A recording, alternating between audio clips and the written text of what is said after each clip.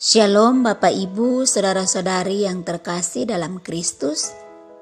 Jumpa lagi dengan saya dalam renungan singkat hari ini. Doa dan harapan saya, Bapak Ibu, Saudara-saudari terpelihara baik dengan damai sejahtera daripada Tuhan kita, Yesus Kristus. Sebelum kita merenungkan firman Tuhan, baiklah kita berdoa.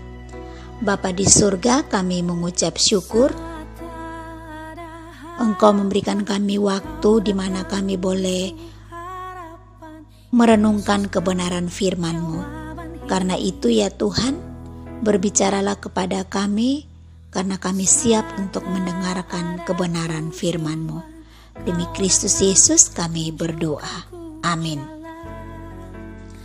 Bapak Ibu, Saudara-saudari yang terkasih dalam Kristus, hari ini ada 3 teks yang mengajar kita untuk tidak terobsesi pada berkat-berkat yang Allah berikan kepada kita, sehingga kita melupakan Dia, tidak memberi tempat yang sepatutnya bagi Dia dalam hidup kita, dan tidak bersyukur kepadanya. Yang pertama, Ulangan 6 ayat 10 sampai dengan 12 berkata, "Maka apabila Tuhan Allahmu telah membawa engkau masuk ke negeri yang dijanjikannya dengan sumpah kepada nenek moyangmu, yakni Abraham, Ishak dan Yakub, untuk memberikannya kepadamu, kota-kota yang besar dan baik yang tidak kau dirikan, rumah-rumah penuh berisi berbagai-bagai barang baik yang tidak kau isi, sumur-sumur yang tidak kau gali, kebun-kebun anggur dan kebun-kebun zaitun yang tidak kau tanami. Dan apabila engkau sudah makan dan menjadi kenyang, maka berhati-hatilah supaya jangan engkau melupakan Tuhan yang telah membawa kamu keluar dari tanah Mesir, dari rumah perbudakan." Yang kedua, Yohanes pasal yang ke-6 ayat 25 sampai 26 berkata, "Ketika orang banyak menemukan Yesus di seberang laut itu, mereka berkata kepadanya, 'Rabi, bila mana engkau tiba di sini?' Yesus menjawab mereka, 'Aku berkata kepadamu, sesungguhnya kamu mencari aku, bukan karena kamu telah melihat tanda-tanda, melainkan karena kamu telah makan roti itu dan kamu kenyang.'" Yang ketiga, Lukas 17 ayat 11 sampai 18 berkata, "Ketika ia memasuki suatu desa, datanglah 10 orang kusta menemui dia.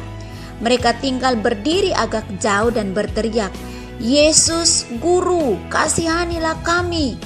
Lalu ia memandang mereka dan berkata, 'Pergilah, perlihatkanlah dirimu kepada imam-imam.'